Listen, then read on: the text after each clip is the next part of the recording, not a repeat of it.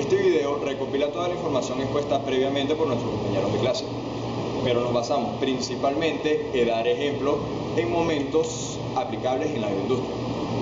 Para comenzar, tenemos que definir primero el concepto de funciones de varias variables. Como su nombre lo indica, son funciones que tienen más de una variable en toda su composición. Para dar un ejemplo claro de las funciones de varias variables, tenemos el siguiente. En un momento de recepción de materia prima, donde el camión que transporta dicha materia viene y deposita toda esta materia en un silo, ocurre pérdida de materia prima.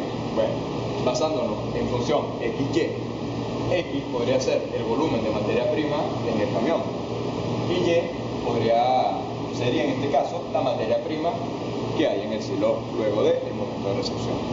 Si calculamos la función XY mediante un proceso matemático, ya sea utilizando derivadas parciales o regla de la cadena, podemos obtener el volumen total desperdiciado de materia prima al final de todo esto. Continuando con la idea, ahora hablaremos de lo que es una derivada de orden superior. ¿Cómo obtenemos esta derivada de orden superior? Tenemos una función original, la cual derivamos y obtenemos la primera derivada. Si derivamos esta primera derivada, obtendríamos la segunda derivada de la función original. Si volvemos a derivar la segunda derivada, entonces obtendríamos la tercera derivada de la función original. Ya al obtener esta tercera derivada, vendríamos explicando lo que es una derivada de orden superior. Es importante recalcar que si también podemos obtener una cuarta o una quinta derivada, también recibiría el nombre de derivada de orden superior. En la agroindustria podemos dar un ejemplo. Si la función original la representamos con la leche. Si derivamos la leche, obtendríamos el cuajo, que sería nuestra primera derivada. Si derivamos el cuajo, obtendríamos el suero, que es la segunda derivada. Y si derivamos el suero, obtendríamos la natilla, que sería la tercera derivada de la función original, que está representada por la leche. Las variables separables es un método de separación de variables que funciona para conseguir la respuesta completa particular de un ejercicio que contenga una ecuación diferencial.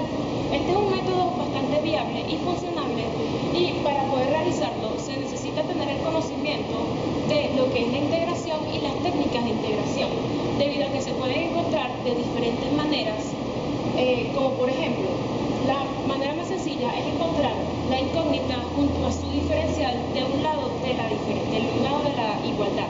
Sin embargo, se puede encontrar teniendo que despejar o utilizar técnicas de integración como es el cambio de variables o alguna sustitución trigonométrica. La aplicación más funcional con respecto a este método es poder conocer el crecimiento o el decrecimiento de alguna partícula, ya que se rige con respecto a esta fórmula, que nos dice que el diferencial de t es el tiempo necesario que necesita una partícula para crecer o decrecer, y este es proporcional a la partícula en el presente. Un proceso más conocido se podría aplicar con respecto al crecimiento de una partícula es conocer el crecimiento de la bacteria levadura con la preparación de la cerveza. Como tal, la bacteria antes de ser introducida en el proceso tiene un tamaño particular y al cabo de pasar unas 2 o 3 horas, esta bacteria por supuesto va a crecer, y por eso es bastante viable utilizar esta fórmula para conocer cuánto va a ser el crecimiento de la bacteria en un determinado tiempo. También se encuentran ejemplos donde se pueden obtener tanto un crecimiento de partículas como un decrecimiento. El ejemplo más común, y es algo de la vida común, es encontrar el deterioro del pan, debido a que cuando el pan ya pasa cierto tiempo en el ambiente, las bacterias van a crecer en cuanto al moho y las bacterias que te contienen, mientras que la calidad del pan va a decrecer con respecto al deterioro de las mismas bacterias efectuadas en ella. Bien, ahora les vamos a hablar sobre la ecuación diferencial exacta. La ecuación diferencial exacta es un método por el cual podemos resolver ecuaciones diferenciales, y este método está dado por la siguiente ecuación. M es X, Y por el diferencial de X más N por X, Y, diferencial de Y igual a 0, donde M y N deben cumplir con el criterio de exactitud. ¿Qué es el criterio de exactitud? Este nos habla que tanto M como N deben estar en sus condiciones más óptimas para poder llegar a obtener el producto que deseamos. Bien, para ejemplificarlo en la agroindustria, vamos a basarnos en el proceso para realizar el vino, tomando dos casos. Un primer caso va a ser cuando M sea el proceso de filtrado y N el proceso de estandarizado. Bien, vamos a trabajarlo en este orden. Si nosotros filtramos primero la solución, después de un proceso de fermentación, vamos a quitar todas las impurezas y los residuos y vamos a poder estandarizar el siguiente proceso, una solución que no va a tener residuos y por tanto vamos a obtener un producto en óptimas condiciones. Ahora vamos a alterar el orden de ellas dos para comprobar que el criterio de exactitud se sigue manteniendo aunque tengamos que invertir los órdenes. Si nosotros estandarizamos primero una solución que ha salido del proceso de fermentación, las partículas de los residuos van a alterar en la cantidad de componentes químicos, temperatura y tiempo que se necesiten para poder estandarizar. Y cuando filtremos la solución, los residuos van a quedar con parte de estos componentes que van a dar a óptimas condiciones el vino.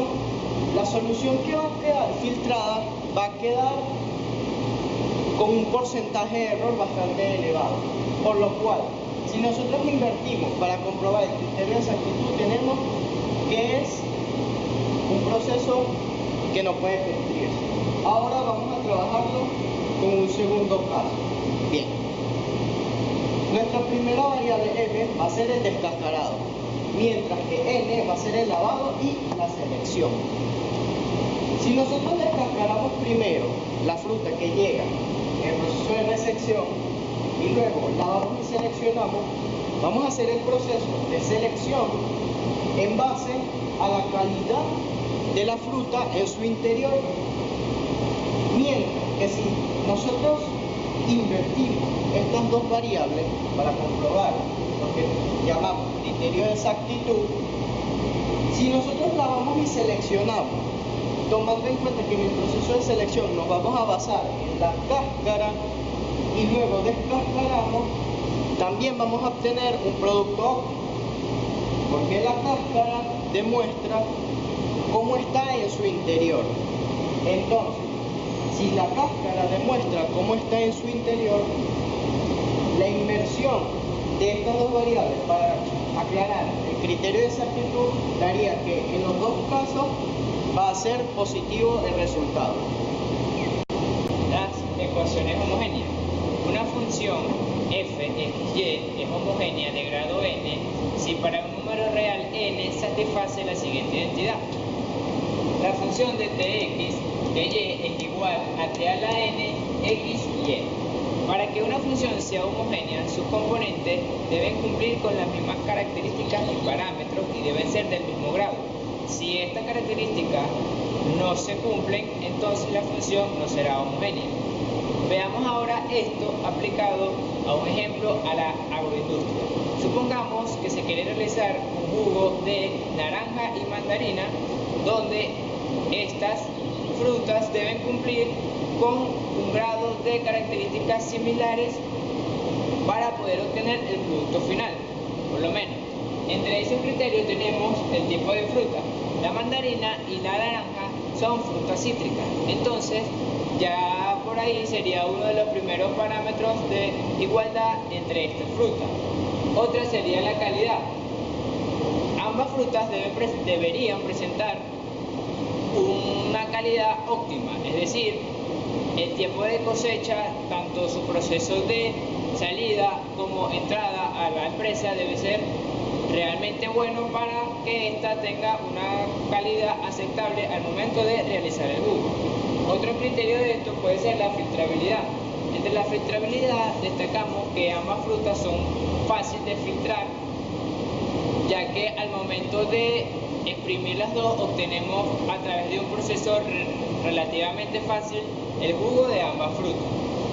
Ahora, esto lo explicamos, si al momento de hacer el jugo alguno de estos criterios no se cumpliría, o los criterios que se establezcan en ese momento, la ecuación o el ejemplo ya no sería homogéneo debido a que se estaría apreciando la desigualdad de alguno de estos criterios y por lo tanto el resultado no sería el esperado o el adecuado, y haciendo un balance entre el concepto principal y esto, podemos establecer que si una ecuación homogénea no es del mismo grado, así también se puede llevar este proceso, y si alguno de estos criterios no se cumple, ya no sería una ecuación homogénea debido a que sus componentes no son todos iguales. Bueno, muchas gracias, esta ha sido toda nuestra exposición.